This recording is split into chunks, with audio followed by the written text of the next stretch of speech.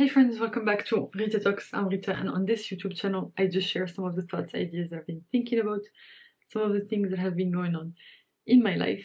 And in today's video, basically today I just had an interesting day because it was filled with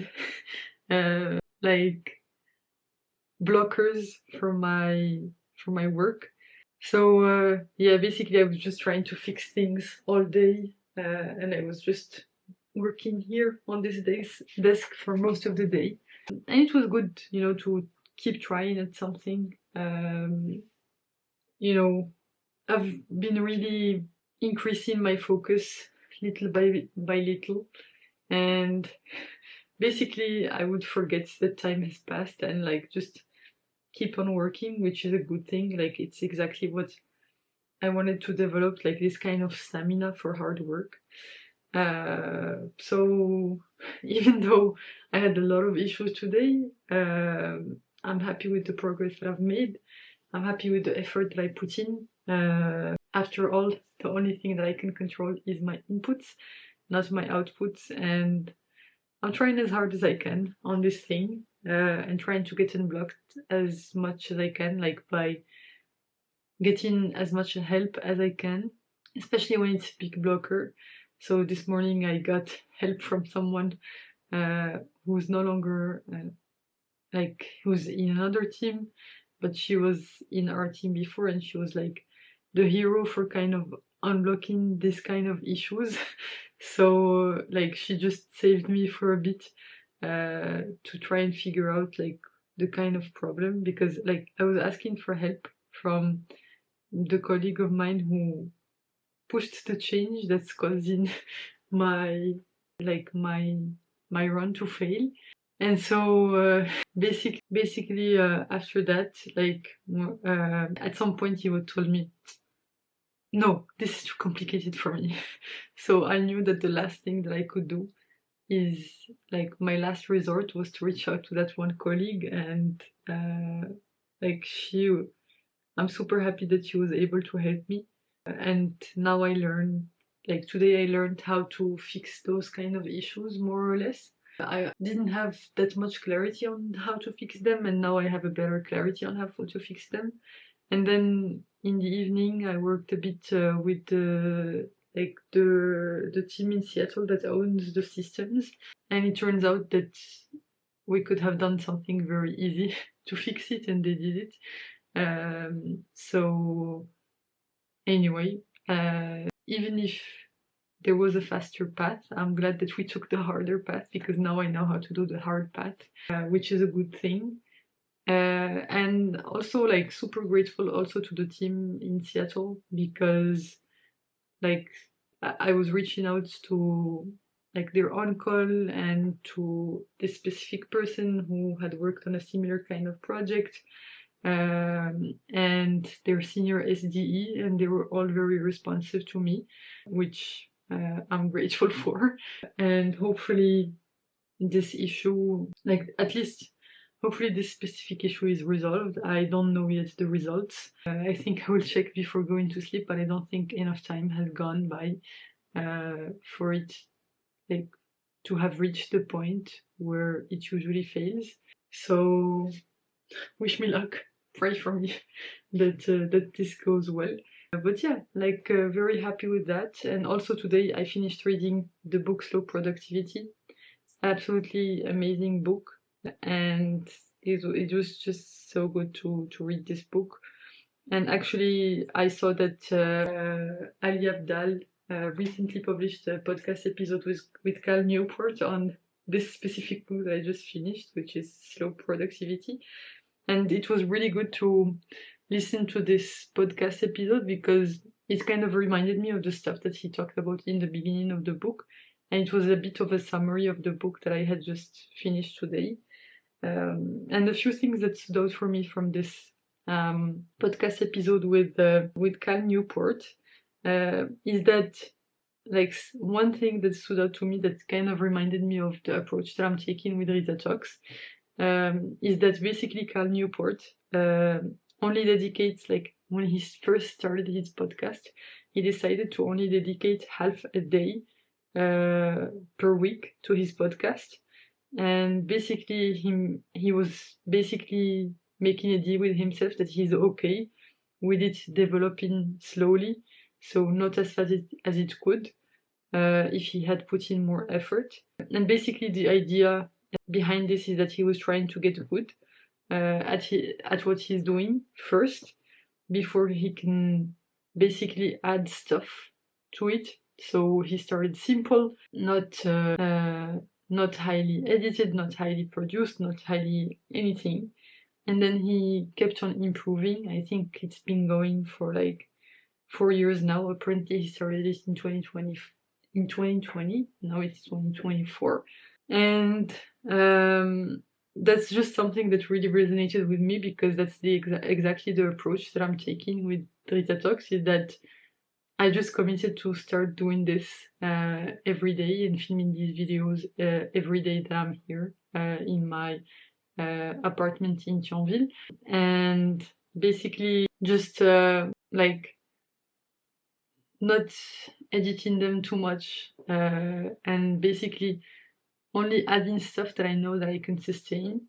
So the most recent thing that I added, actually I have only edited one video with that, which is subtitles, and yeah, it's we'll see how it goes with adding that, but yeah, it was it's a cool thing, because the only reason that I added them is that I knew like I somewhat built a system around them around it. And so basically Cal Newport was also talking about the fact that this limitation of having only half a day per week to dedicate to his podcast meant that either the podcast had to be really simple, which it was at the beginning, or basically every time he wanted to add an improvement, anytime he wanted to do something extra, he needed to figure out a system for it to still take the same amount of time from his week. And so basically, by having this constraint of only dedicating half a day per week to this podcast, he made sure that he could maintain the quality and slowly improve on it by introducing systems and not introducing things that are not sustainable and that would have taken more time out of his week to happen.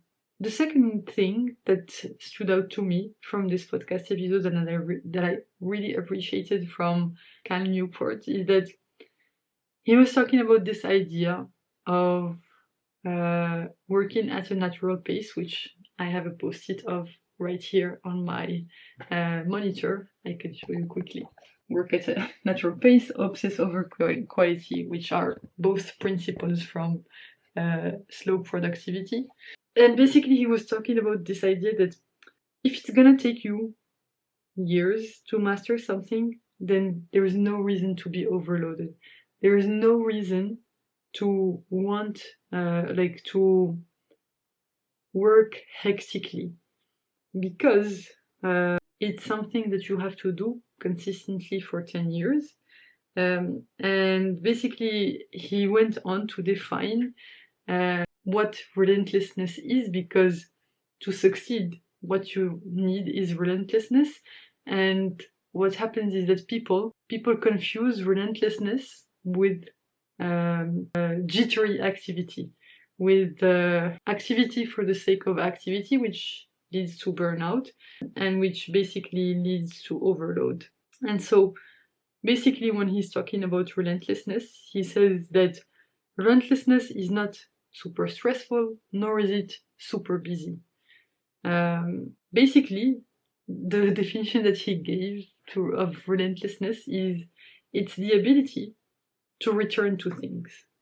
To say, I'm gonna do this again and again and improve on it here and change this thing here, and basically the ability to keep returning to things over time, right? And not giving up on those things.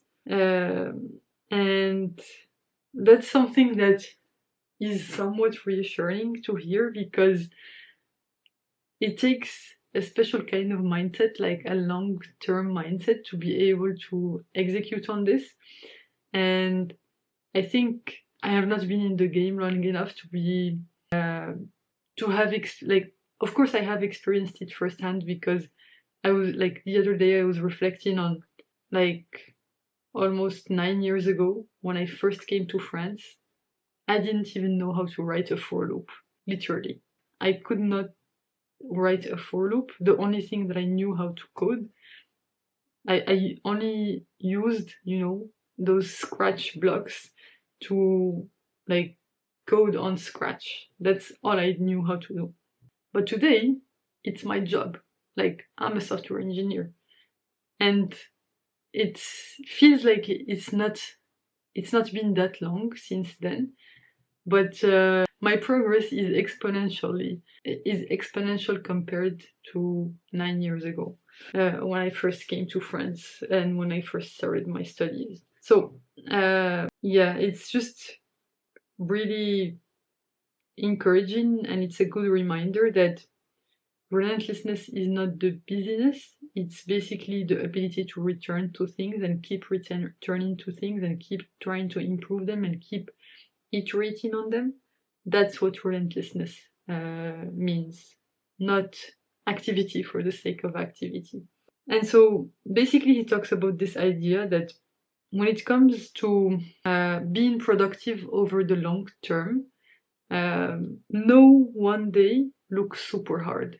What's hard is that you did it for the past 5 years, 10 years, for in a consistent manner.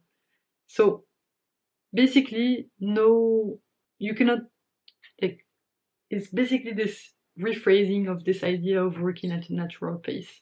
You want to work at a pace that you can sustain for 5, 10 years, right?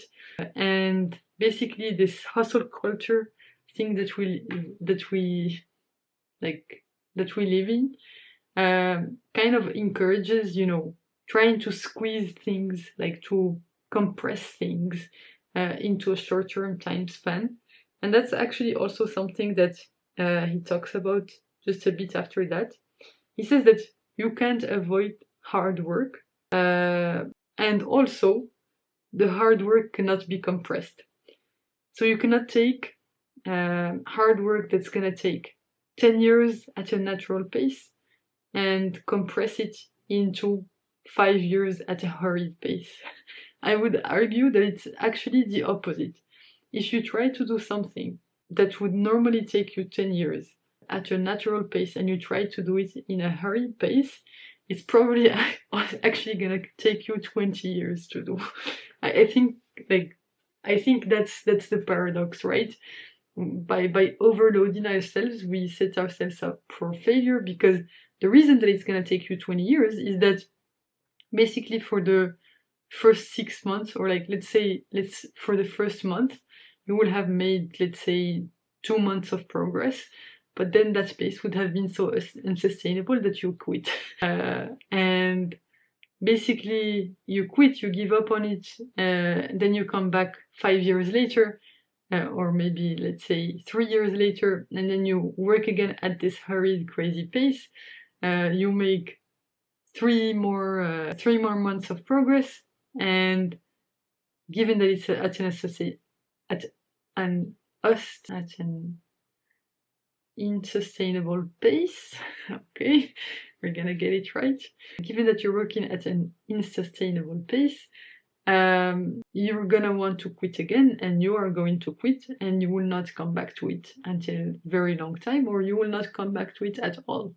So yeah, this is my own interpretation of this, that you cannot compress hard work, and yeah, it's basically like there's this analogy of like it takes one woman 9 months to basically be pregnant and give birth, but if you impregnate 9 women, does not mean that you're gonna create a child in 1 month, right?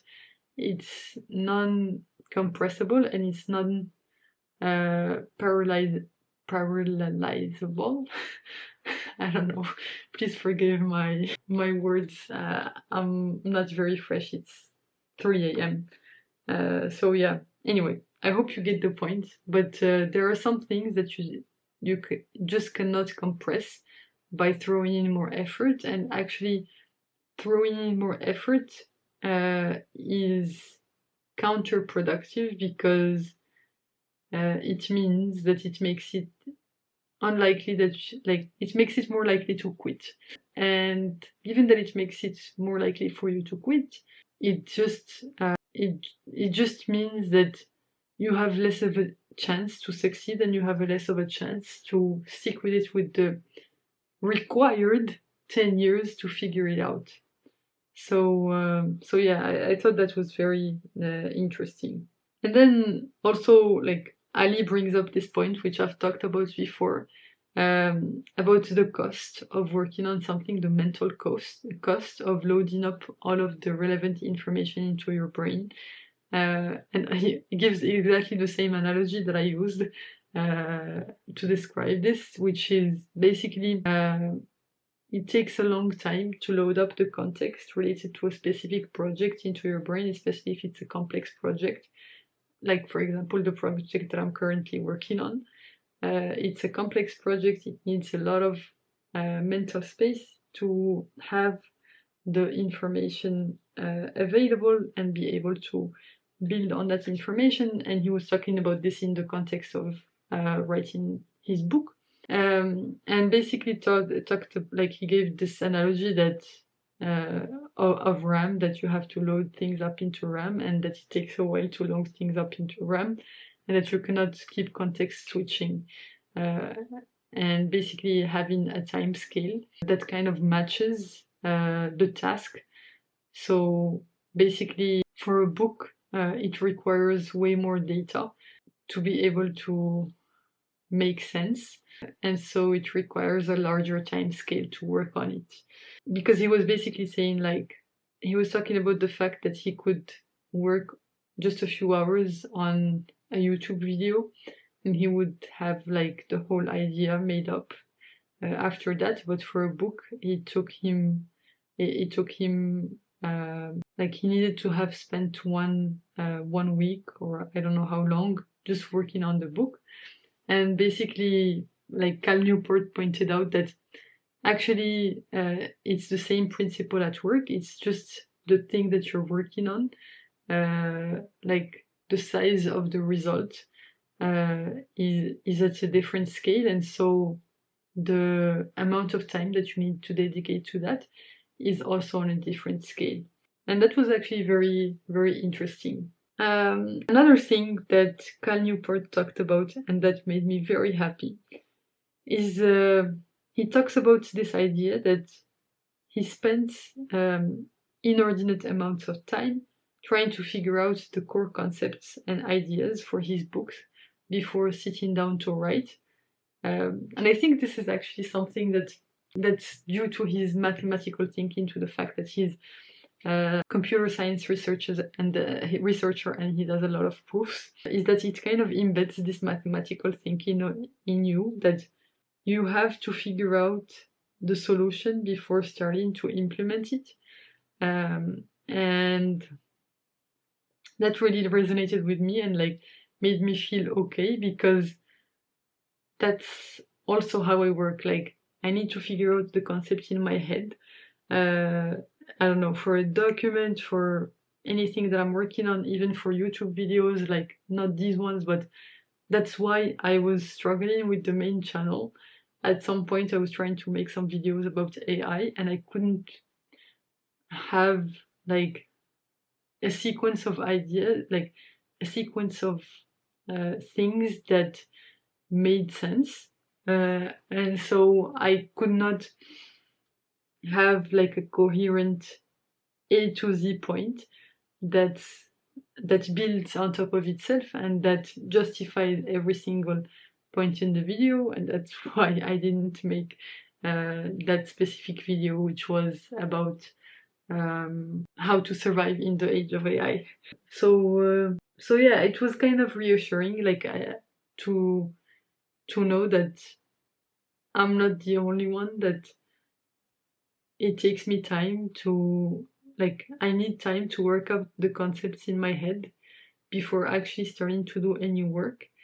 And that looks non-productive, but actually it's a very productive thing, because once I've figured them out, I don't need to spend time on them again. I can just execute part by part, and which is exactly what he was talking about in, like, his approach to writing books. He figured out the concepts first, and works it out in a way that flows, that makes sense to him. And once he has that worked out, and uh, he just can chunk it down, and it doesn't take as much effort to load up the information, because he only needs to load up the information about the specific part that he's gonna be working on, and he knows that this part fits within a whole that all makes sense, so he's not always reevaluating whether the whole of what he's working on makes sense. I don't know if that makes sense, and I don't know how many times I've said makes sense in this past minute.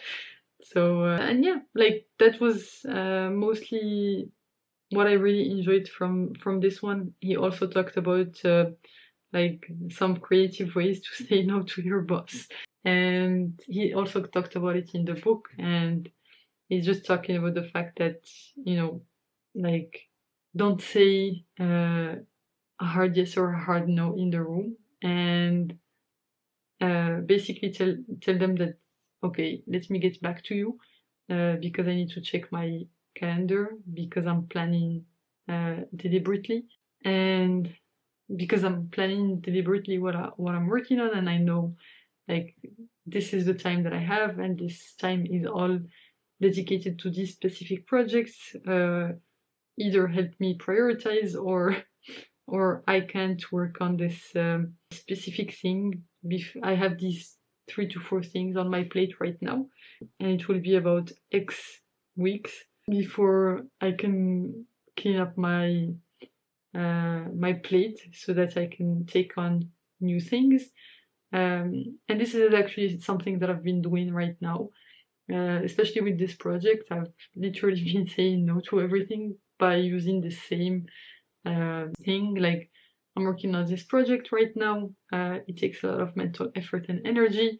So for now, I'm not gonna be working on anything else. And yeah, that's it. Those are the things that I learned from this podcast episode with Cal Newport, and that I really, really enjoyed. I definitely recommend you go check it out, and you also go check out his book, Slow Productivity. It's a very cool book. It has lots of good stories about people, like, basically traditional knowledge workers, who are basically writers, and who had patrons and stuff, and were free, like, had the autonomy to organize their time as they wished. And yeah, I really, really enjoyed these stories, because I just thought they were super inspiring, and I'm glad that he chose to frame his book through the lens of these stories. So yeah, definitely recommend that. And yeah, now it's time for me to go to sleep in true Rita fashion. 3 a.m. It's getting worse by the day, but it's okay. The weekend is almost here, so I'm just gonna be able to sleeping. But yeah, thanks so much for tuning in. You can click here to watch my previous video on this channel, the one right before this one, or you can click here to watch my latest video on the channel overall. Thanks again for tuning in. I hope you have a fantastic rest of day, night, whichever time of day it is where you are right now. Bye for now, and I will hopefully see you in the next one. Bye bye!